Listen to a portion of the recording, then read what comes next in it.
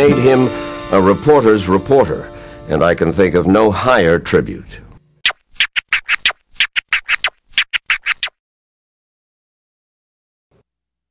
Tonight, we will be exploring a law enforcement practice that has been growing in popularity and may be on its way to Washington State.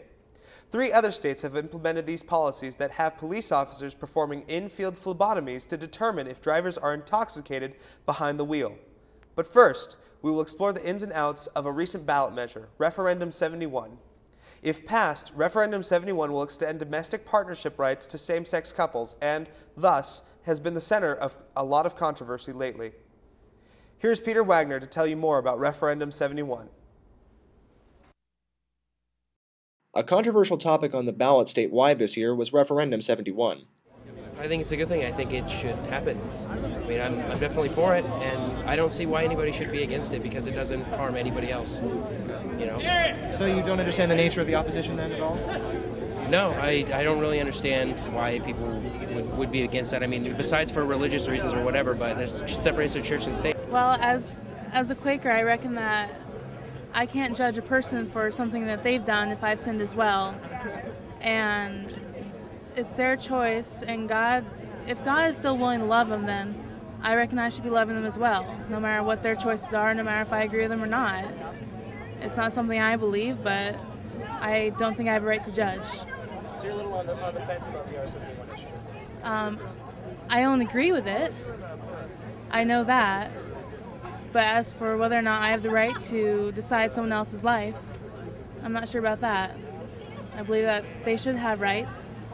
It's just a question of how far they should go and what the world is, or the nation really, is willing to accept.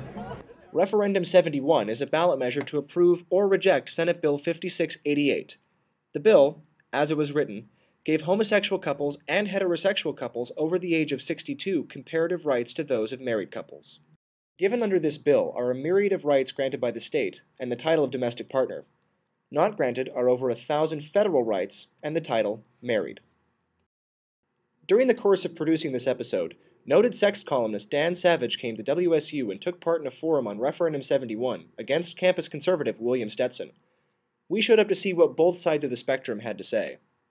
They're selling this initiative as a measure that would protect marriage and protect children from the boogeyman of the rights that have been conferred on same-sex couples, including the right to be at your partner's bedside during a medical emergency. We're as pro-gay rights as you can get, and we believe that you should learn gay sex in the streets like we do.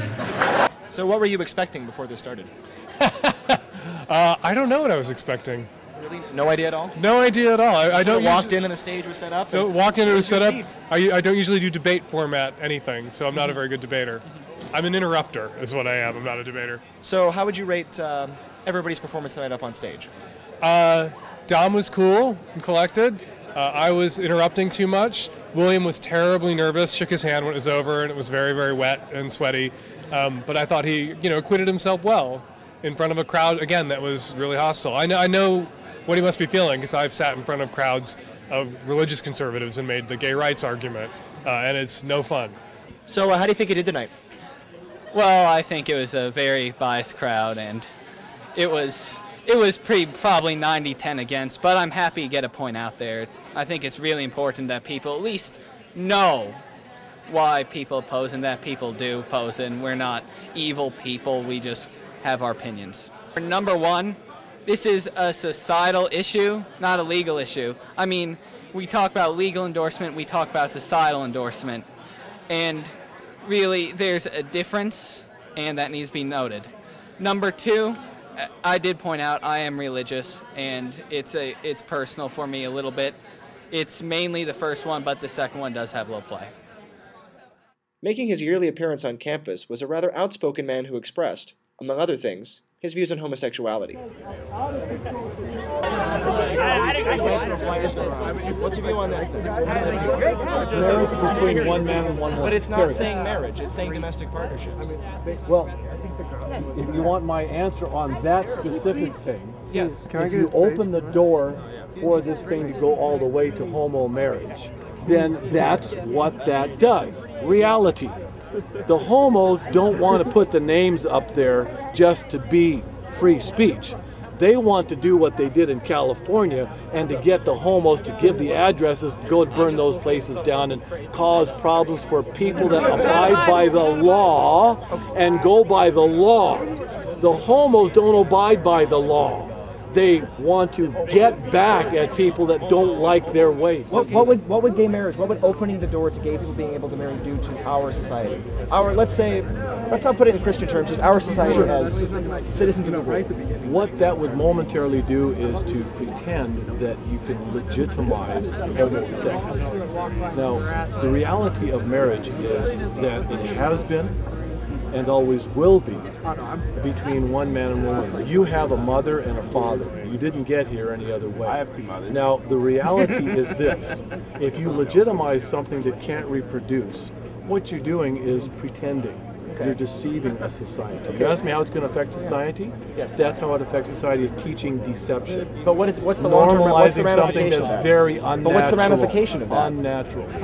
That's why they have this don't say, don't tell thing. It's not my policy, but it ruins armies to have homo men in armies. And so there are problems there. Now, I didn't say that. I'm just saying that's what the law, that's what history shows. Once you introduce homosexuality, you're dealing with the bottom of society. Which historian did that come from? Which text? If you read Roman history, I have. Okay. If you read our own history, the last 40 years, just look at the moral decay in the last 40 years. If you look in the Bible. Having heard numerous opinions, both for and against Referendum 71, the next step in the course of the investigation was to have students from both sides sit together and have a conversation about the nature of their own personal beliefs. So maybe we could just go back and forth a little bit, just real quick. If you could summarize your view on Referendum 71, why do you oppose it and why do you support it? Well, part of the debate with Referendum 71 oftentimes is not exactly the actual bill itself, but more of what the bill represents, which if you've seen any of the debates on campus or even one of the news, the papers, it deviates from Referendum 71 to gay marriage in total. So the question is, what is the bill actually about? That's where the biggest disconnect comes. The reason I'm voting against it is I believe the bill isn't actually about the issues on the bill. It's more about a wedge document in order to forcibly legalize gay marriage, or in a sense to try to circumvent part of the system. That I believe that if the issues were taxation or credits, which they claim that they are, that was the issue that would have gone after individually by themselves. If you went after visiting your loved one in the hospital, or tax credits, or just distribution of pensions, in an individual legal by legal issue, that would benefit the whole society, because you have people that are living together, people that are unmarried, that could benefit from those legal acts just as much as homosexuals are. I'm very much in favor of Referendum 71 because what it represents is giving rights to gay couples and elderly couples, actually people usually over the age of about 62. And the benefit to that is that there is just no reason that we shouldn't have the same rights as straight couples, because straight couples can visit their partner in the hospital and get death benefits and take sick leave when their partner is really, really ill.